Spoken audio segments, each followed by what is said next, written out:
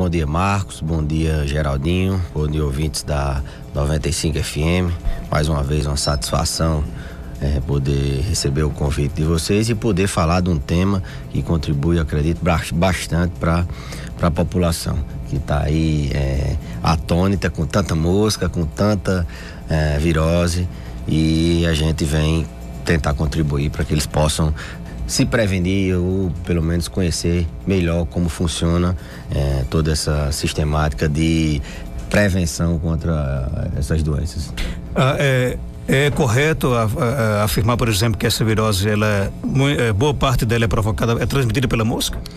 Olha, Marcos, a virose, assim, que é um termo genérico, que a população usa, na verdade, esse termo no jargão médico não é um termo tão adequado, significa toda a condição causada por um micro-organismo chamado vírus. Vírus são micro-organismos que estão aí no ar, na água, dentro de alguns vetores, no caso a mosca, que carrega vírus, carrega bactérias, e a gente não consegue ver.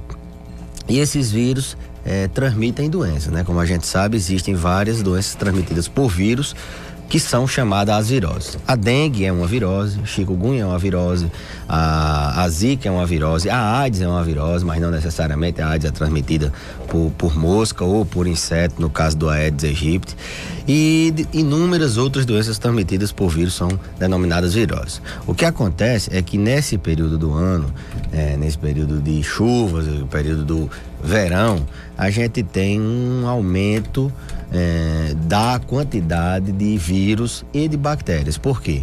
Porque o tempo, ele tá mais quente e o tempo tá mais úmido. Assim sendo, o tempo favorece a proliferação. A quantidade desses vírus e dessas bactérias é muito maior nesse período do ano. E a mosca também. A mosca, como é um vetor, um carreador na pata da mosca, na saliva, nos ovos da mosca, esse inseto é contaminado. Ele senta aqui, senta ali, pousa nas fezes, ele pousa no nosso alimento, então no lixo. Então as moscas, elas transmitem, levam esses vírus e bactérias para causar esses sintomas que geralmente tem esse termo geral, causam as viroses. Então eu posso inferir que as moscas são grandes responsáveis por essa virose que até você ontem comentou, a virose da mosca, né? Mas na verdade as moscas transmitem não só vírus, transmitem também bactérias, que são outros seres vivos que são mais graves, levam a doenças que requerem o tratamento com antibiótico, diferentemente dos vírus, e são menos frequentes. A grande maioria são causadas por vírus, a grande maioria são viroses.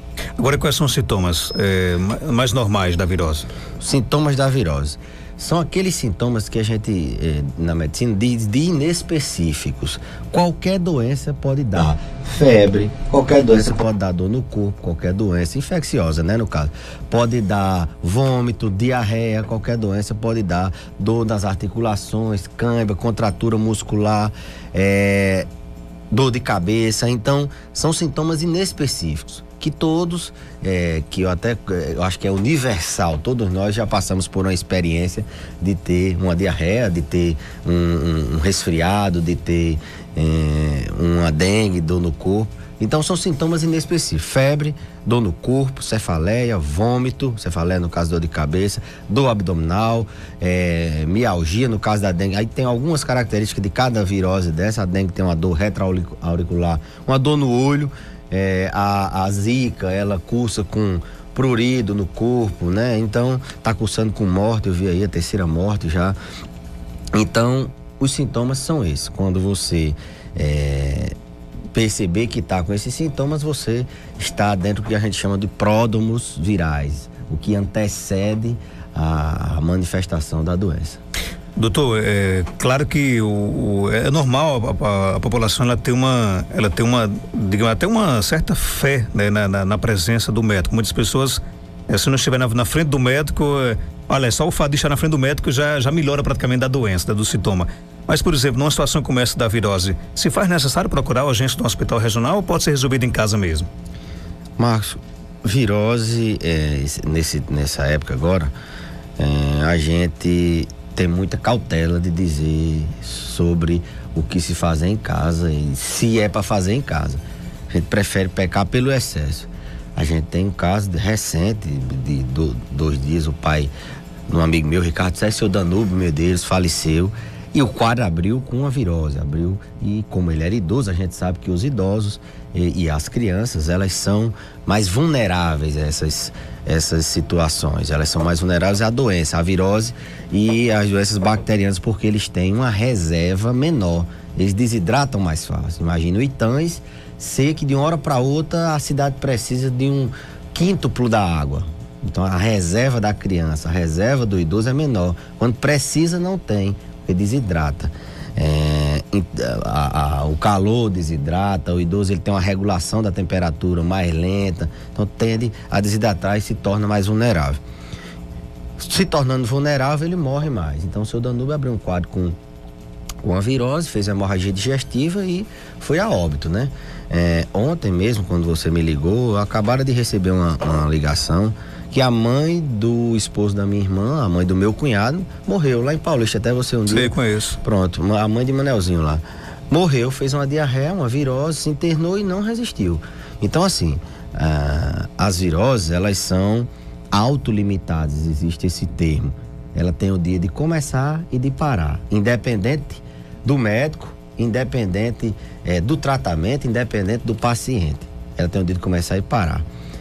Mas em alguns indivíduos, crianças e idosos e diabéticos também, eu colocaria nesses indivíduos mais vulneráveis, ela pode se tornar mais grave e pode matar dependendo do grau de desidratação. O que mata, na verdade, é a desidratação.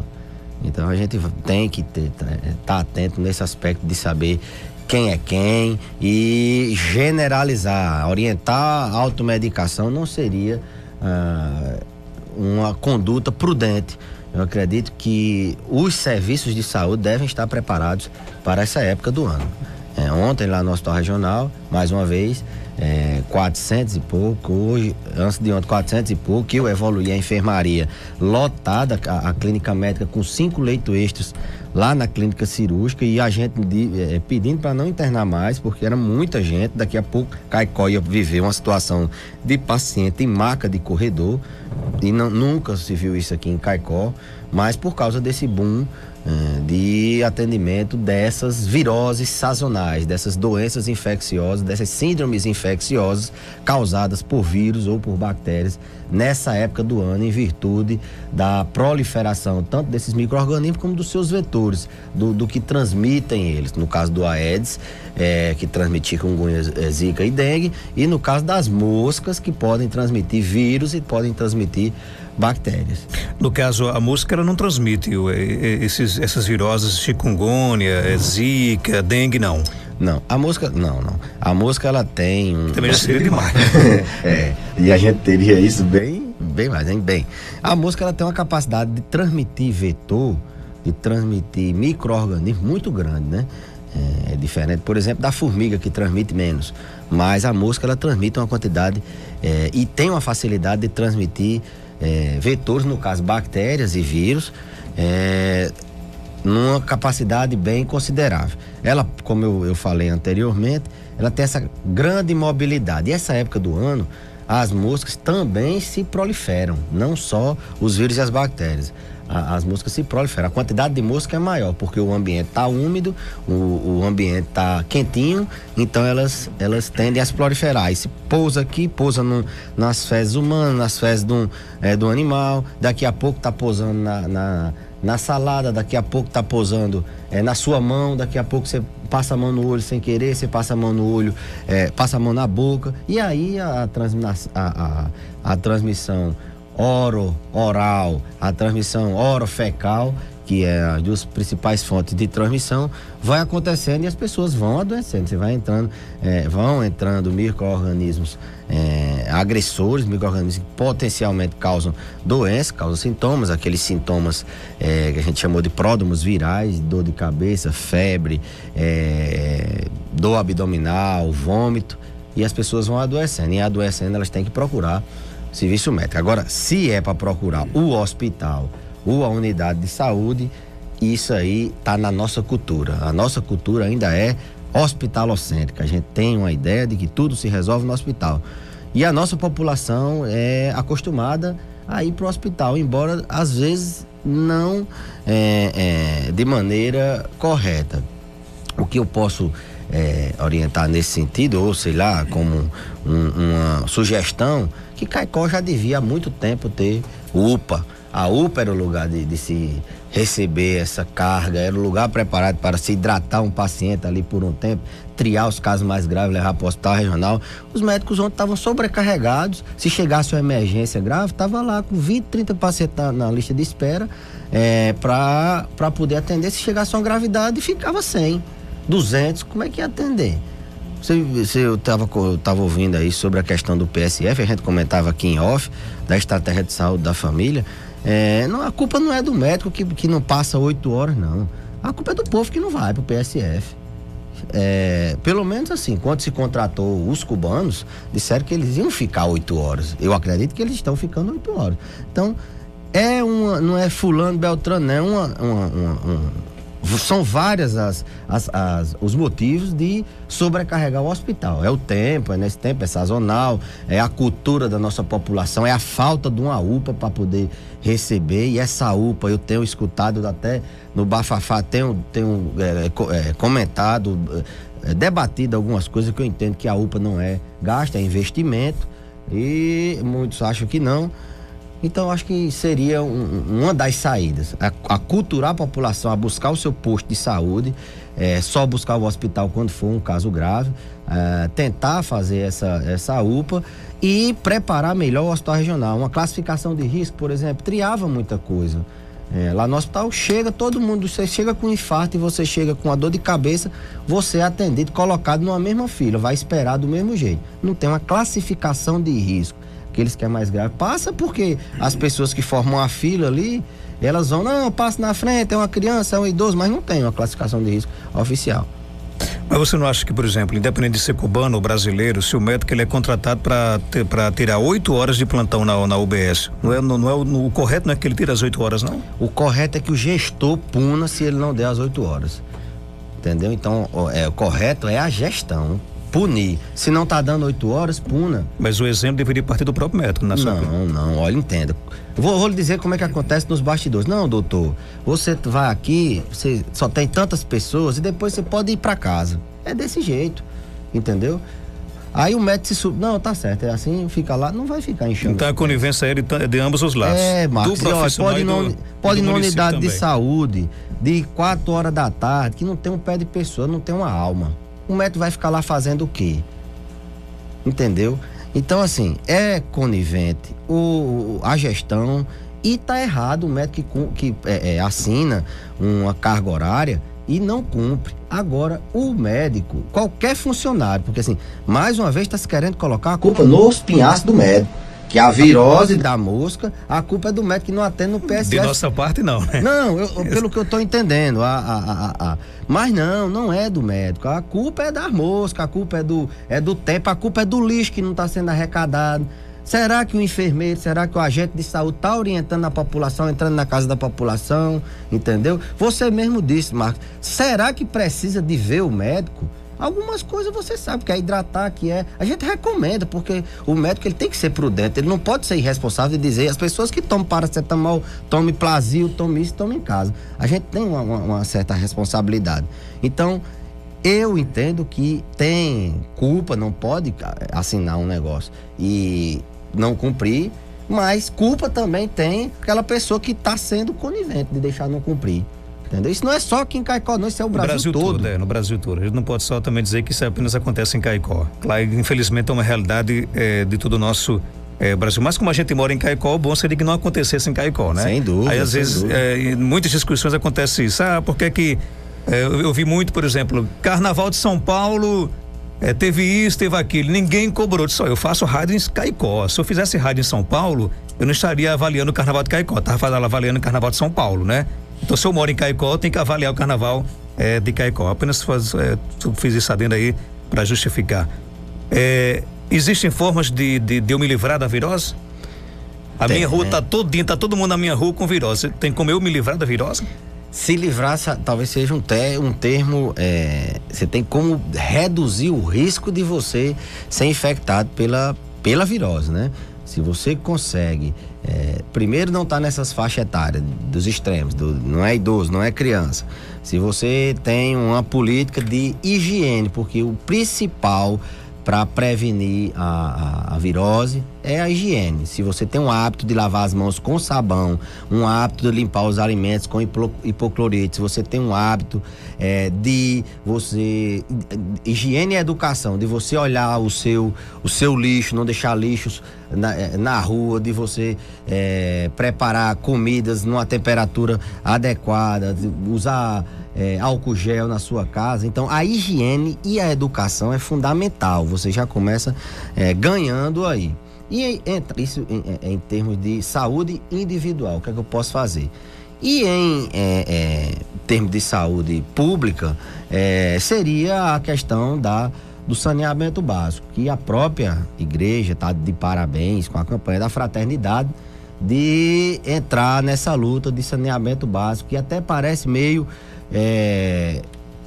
medieval, uma coisa que já era para ter sido esquecida. Saneamento básico é uma coisa que a gente não era mais para estar falando, sofrendo com sujeira, com ceboseira das ruas, né? Porque isso, numa linguagem mais direta ao ouvinte, não deixa de ser mais higiene, não dos ouvintes, mais higiene das ruas, da lamaçal, água parada, lixo no meio da rua, as pessoas não estão nem aí. Então, assim, a campanha da fraternidade foi resgatar uma coisa que foi discutida na reforma sanitária por Carlos Chagas lá atrás, no século passado, quando o Rio de Janeiro foi empestado por rato e transmitiu várias doenças nesse sentido. Então tá de parabéns a campanha da fraternidade. A gente tem que orientar, educar essa questão da higiene e a nível individual, educar as pessoas o que é que elas têm que fazer para prevenir, e educar as pessoas a nível coletivo, né? Você não pode só esperar do poder, você também tem que partir para uma ação coletiva, comunitária, visando a melhoria da própria população. Quando todo mundo se une, a coisa fica mais fácil. Isso em termos de prevenção. Existe uma vacina para criança de 4 meses a 2 anos contra o rotavírus, que é o vírus que causa gastroenterite. Rotavírus e noravírus são os dois principais vírus que causam a diarreia abdominal, porque a virose ela pode se manifestar em vários lugares. Os vírus eles podem invadir a sua árvore respiratória e você ter rinite, você ter resfriado, tosse. O vírus pode invadir o seu trato gastrointestinal e aí você ter diarreia, você ter vômitos, você ter vários sintomas gastrointestinais. E os vírus gastrointestinais, dentre eles o mais comum é o rotavírus. Esse tem uma vacina para criança de 4 meses a 2 anos, para que ela não desenvolva essa doença. Para as demais viroses, a gente não tem vacina. A dengue está se criando e está se estudando vacinas nesses outros sentidos. No caso de infecções por bactéria, a gente tem os antibióticos que funcionam muito bem. A bactéria, embora ela seja uma doença que causa mais severidade, o doente fica mais prostrado, o doente fica mais acamado, ele adoece mais, assim, vamos ser redundante. Ela é 10% de todas essas infecções dessa época, só 10%, e cura com antibiótico. O vírus, ele não tem indicação de fazer antiviral. O que a gente faz é hidratação, a palavra mágica. Higiene e hidratação. Beber 8, 10, 12 copos de água por dia. Saber que o idoso, ele não tem sede, o mecanismo regulador da sede dele é afetado com o processo de envelhecimento. Então o idoso, minha gente, ele não tem sede, ele não tem sabor, ele ouve pouco, os sentidos dele são perdidos. quem cuida de idoso tem que colocar uma garrafinha ao lado dele. E se for um idoso demenciado, que não tem a cognição perfeita, esclerosado, tem que alguém dar água a ele, que ele não vai ter sede. E não vai pedir água. E não vai pedir. Embora o calor, ele perca suor e perca líquido, ele não vai ter sede. E a criança que não sabe beber água. A criança tem sede, mas não sabe beber água. Se você não disser, você não orientar de estar estimulando essa água, a hidratação é a base. Porque se você não tem hidratação, quando as altas temperaturas requerem que você regule sua temperatura, seu corpo fica quente. E quem regula a temperatura é a perca do suor. O suor é líquido. Se você não tem líquido, essa temperatura vai se aumentar e você vai desenvolver várias doenças. Sua imunidade vai cair, enfim. É uma coisa grave. O que mata é a desidratação. O nosso amigo personal trainer, né, empresário do ramo de academias e policial militar, bombeiro, Tiaguinho, está fazendo aqui algumas observações bem interessantes, né? Higiene, que você já falou sobre isso, prevenção, tratar bem os alimentos, né? Isso. A gente vai hoje, por exemplo, almoçar, aquela moscaria do tamanho do mundo, né? A mosca, por exemplo, ela é mais fácil de transmitir o vírus no contato com o nosso corpo ou na própria comida? Nas duas coisas, mas na comida é bem mais fácil, porque a transmissão pela mosca, ela é mais de doenças gastrointestinais, é mais o rotavírus e o noravírus. Então, você cobrir os alimentos, eu esqueci de falar isso, é fundamental você cobrir os alimentos, é fundamental você preparar bem os alimentos, lavar antes as mãos, preparar bem as mãos e lavar os alimentos. Além disso, você tem que cobrir, evitar o contato daquela mosca com os nossos alimentos. Então é mais fácil a mosca nos alimentos. O problema da mosca na pele não é nem a transmissão direta, porque quando ela vai na mão, você pega no alimento. Quando ela vai na mão, você coloca na boca. E ali você inocula, ingere o micro-organismo, o vírus ou a bactéria e desenvolve a doença. Então lavar bem e cobrir. Ok, então só pra gente recapitular, para quem já está com a virose, o ideal é se hidratar. Quem está com a virose é hidratar. A ideia de se fazer em casa é começar repouso e hidratação. São coisas que o paciente pode fazer em casa. Jamais vou recomendar ele estar tomando remédio, porque existem alguns sinais de alarme que só o médico pode identificar.